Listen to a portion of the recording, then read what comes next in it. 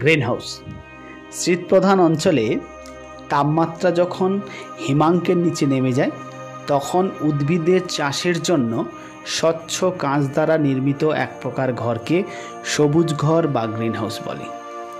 এই ঘরের মধ্যে সূর্যের রশ্মি ক্ষুদ্র তরঙ্গ রূপে ওই কাঁচের ঘরের মধ্যে প্রবেশ করে, কিন্তু যখন ফিরে যায় তখন তা বৃহৎ তরঙ্গ রূপে বাধাপ্রাপ্ত হয়। এর ফলে তাপমাত্রা স্বাভাবিকের তুলনায় অনেকটা বেড়ে যায়। এখানে তাপমাত্রা বেড়ে হয় 38 ডিগ্রি সেন্টিগ্রেড থেকে 39 ডিগ্রি সেন্টিগ্রেড।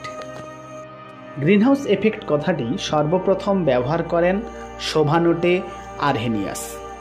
আমাদের এই পৃথিবীতে carbon dioxide, methane, CFC, nitrous oxide প্রভৃতি গ্যাসের মাত্রা বৃদ্ধি পাওয়ার ফলে এই সকল গ্যাসীয় উপাদানগুলি গ্রিনহাউস কাঁচের দেওয়ালের মতো কাজ করে, যার ফলে সূর্যরশ্মি ক্ষুদ্র তরঙ্গরূপে আসলেও বৃহৎ তরঙ্গরূপে ফিরে যাওয়ার সময় বাধাপ্রাপ্ত হয় এবং পৃথিবীর তাপমাত্রা বাড়িয়ে তোলে।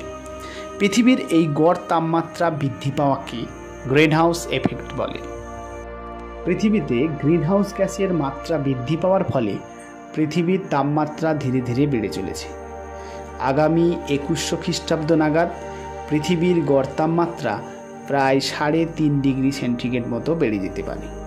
এর ফলে মেরু অঞ্চল ও পার্বত্য অঞ্চলের বরফগুলি গলে গিয়ে সমুদ্রের জলতল বেড়ে যাবে। আগামী 2050 সাল নাগাদ সমুদ্রের গড় উচ্চতা 2 থেকে 3 ফুট বাড়বে। এর ফলে সুন্দরবনের বদ্বীপ এলাকাগুলি ধ্বংস হয়ে যেতে পারে এবং বিভিন্ন উপকূলবর্তী এলাকায় সুনামি দেখা দেবে। কোনো কোনো এলাকায় বন্যা, আবার কোনো কোনো এলাকায় খরা সৃষ্টি হতে পারে। বজ্রঝড় ও ঘূর্ণিঝড়ের মাত্রা আরও বাড়বে এবং পৃথিবীর জৈব বৈচিত্র্য সংকটের মুখে পড়বে।